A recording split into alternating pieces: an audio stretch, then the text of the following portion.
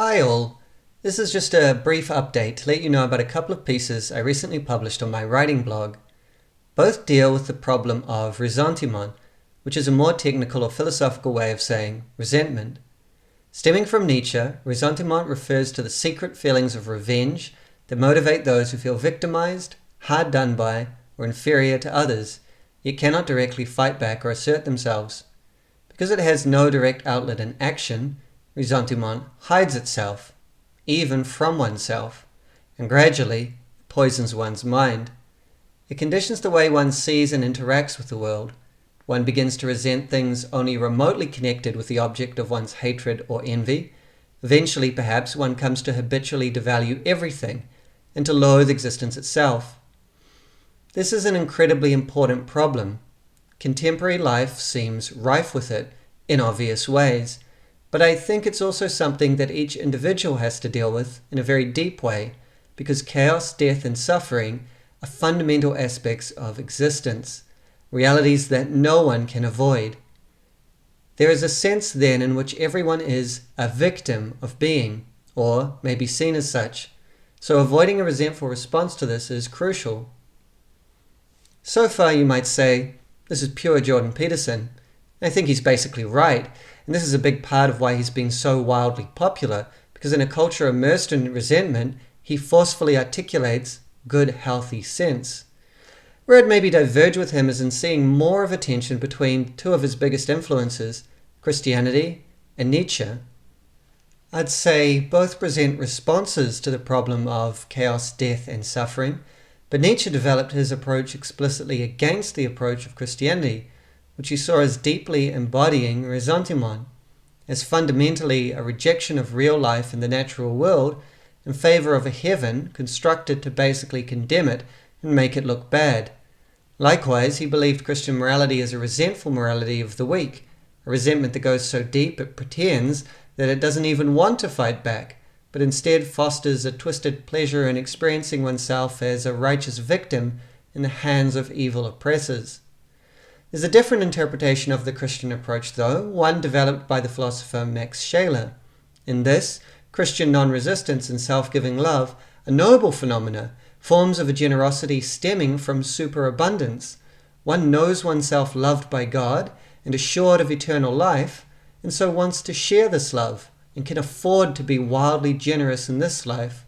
Significantly, this would mean Christianity is not only one response to life's suffering, but a fundamentally affirmative and good response that avoids resentment. So, how exactly to live positively while avoiding resentment?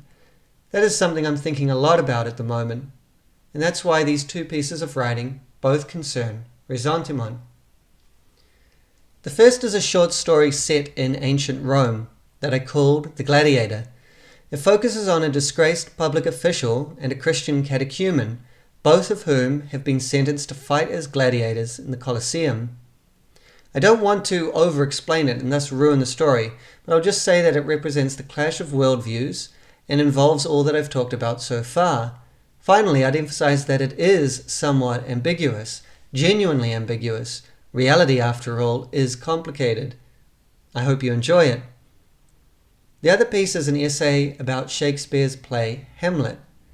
I reread the play recently and was struck by Hamlet's resentment, his raging against being while failing to directly act against his enemy, his self-deception, his general reactiveness, the way his expansive consciousness only abets his inaction, his outbursts of cruelty against the relatively innocent. I began to think that Hamlet embodies a particular kind of Nietzschean ressentiment. I did some research and found that I wasn't the first to notice this. In my essay, I draw from an article by Richard Weisberg that argues the same thing.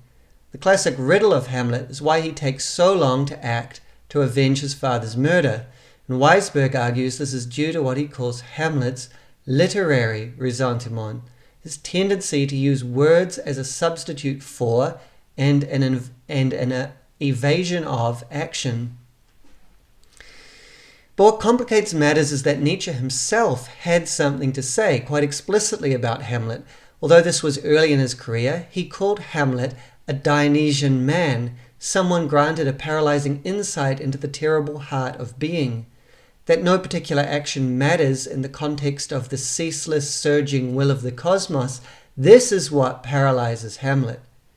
But this doesn't in itself sound like resentment.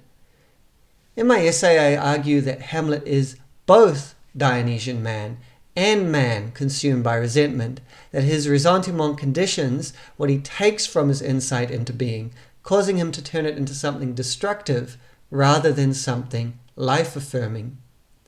Along the way, I talk about other views of Hamlet, and in particular the proposition by René Girard that Hamlet represents man awkwardly in between pagan and Christian moral awareness, unable to directly seek revenge, but also unable to renounce revenge completely. I argue that this view isn't true to the play. Instead, we could see Hamlet as someone sunk in the nihilism that follows Christianity, but not yet able to take the further step toward Nietzschean affirmation of being as it is. I would say I'm not fully committed to this view, but it's a definite possibility. Finally, I discuss how Hamlet could be helpful to us, how this literary ressentiment may be present in us, we who love Hamlet and his play, or at least have a similar kind of personality and interests. The links to both this essay and the short story are in the description below. Please check them out if you're interested. Finally, I'd like to take this opportunity to thank everyone who has subscribed to my channel. I've just hit 100 subscribers, which is really cool since I've only been posting videos, rather sporadically, for about a year. I really appreciate you all, and please feel free to comment and engage whenever you want to. I hope to be even more active on here in the coming year. I'd love to do more interviews, so if you have something interesting to discuss and would like to do an interview or a discussion for my channel, please reach out. Likewise, if you'd like to have me on your channel, I'd be more than happy. In terms of other videos, in the near future I hope to do a further video on Max Scheler, looking particularly at his later thought, and a video, or perhaps a series of videos, on Nietzsche's Thus Spoke Zarathustra. Finally, if you're curious about my thoughts on anything, please leave me a question in the comments. If I get a few questions, perhaps I'll do a video responding to them. And if there's anything you think it would be fruitful for me to consider, to read, to look into, given what I'm thinking through, please let me know as well.